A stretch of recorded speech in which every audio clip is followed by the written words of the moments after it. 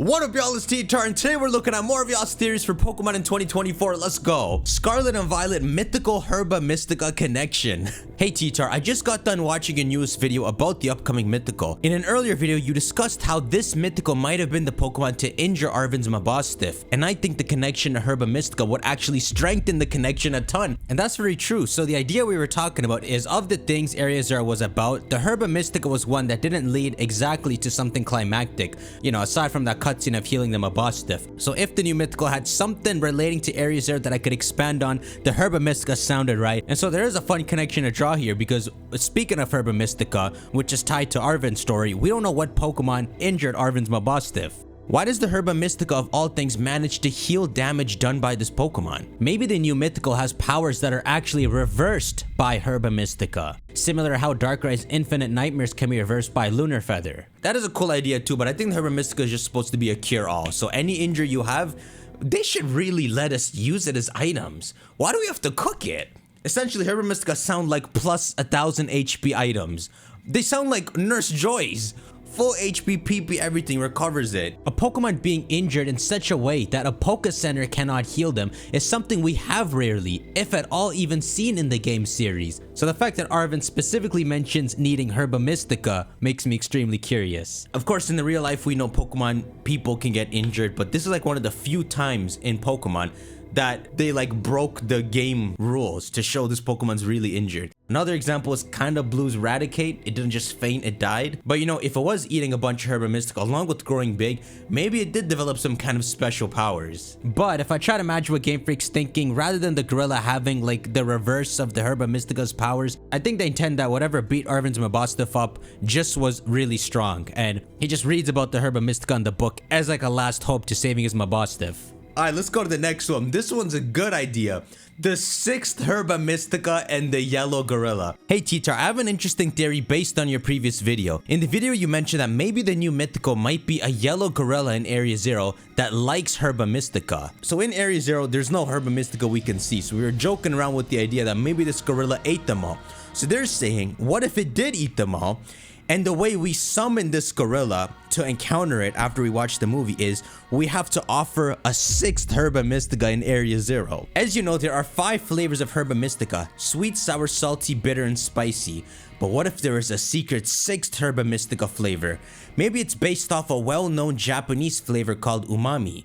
Umami means essence of deliciousness, so it's like the secret flavor. So in the same way you kind of woke Peachron up with the mythical Peacher Berry, you'd like go to the center of Area 0. Like you'd find this Herba Mystica with Arven's help or something first, and then you'd offer it in Area 0 and this gorilla would appear. Maybe it wants the Umami Herba because it hasn't eaten any Herba Mystica since it ate all of it. Right, or I imagine the Herba Mystica are respawning in Area 0 but it keeps eating it.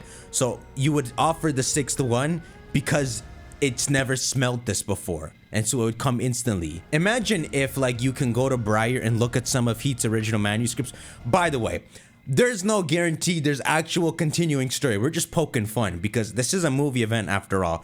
But could you imagine you could go to Briar and see some like hidden pages Heath wrote, and he writes about a 6th Herba Mystica.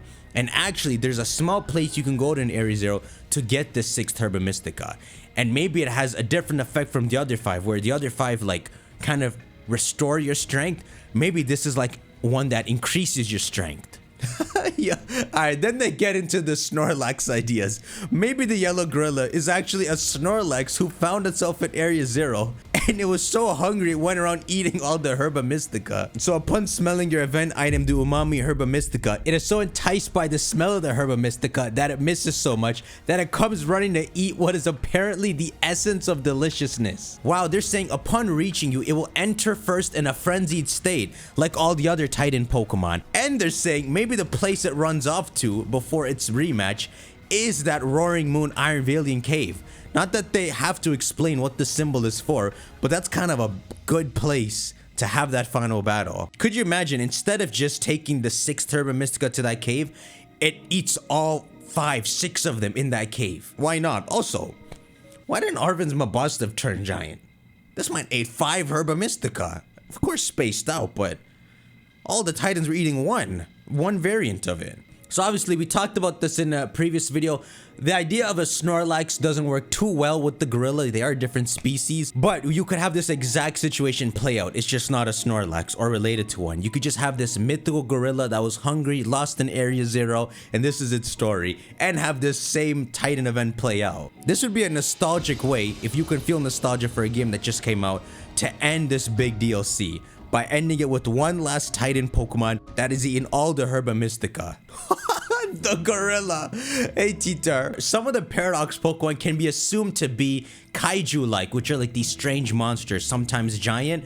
So we have Iron Thorns, looks a lot like Mecha Godzilla, and Iron Moth, Mecha Mothra. Mecha Mothra is an unofficial kaiju, but apparently fought Godzilla in some unreleased story. So in the same way that we have two kaijus, right? They're saying this mythical Pokemon that looks like a gorilla could be based off Kong, like King Kong. For that mythical Pokemon to actually be a King Kong Pokemon is a pretty cool idea. And it's building off the idea that it ate the Herba Mystica and grew big, right? It would be the true Titan Pokemon. Let's look up a picture of King Kong. See, unfortunately, King Kong doesn't have too much an interesting appearance. He's just the gorilla. But you know, here's the classic King Kong, as big as buildings, grabbing planes. It fits perfectly with these giant Pokemon. There's actually one thing I wanted to end this video off on, and it's about maybe this mythical Pokemon is a bigger deal than we thought. See, it goes like this. Remember we were talking about in that video how it was reflected in the logo of the hidden treasures of Area Zero? Check this out. Remember, hints hide under our nose all the time, so we can maybe find more hints. So check this out. When you look at this logo, so you've got these sparkles, right? The biggest sparkle is Terrapagus's, which is blue. If you look carefully, the green and the magenta for Ogerpon and Peachron are the same size, kind of to like symbolize their counterparts, right? You know, the ogre is the villain of the Momotaro story. They are rivals. They are the counterparts. It's just flipped for us. So they made the sparkles the exact same size. It makes you think, okay, we're not just seeing a different depth to each of these sparkles. Maybe the sizes represent something. Because if you look at the yellow sparkle, it's bigger than these two. It's the second biggest after Terrapagus. Now, how a movie mythical could be more relevant than Ogerpon and Peachron, if this is a hint to read, it doesn't have to necessarily be like that, or more so that it has a closer connection to Area Zero than those two. Terrapagus has a full connection to Area Zero, and all Ogerpon and Peachron have is that the story is about crystals that were taken from Area Zero.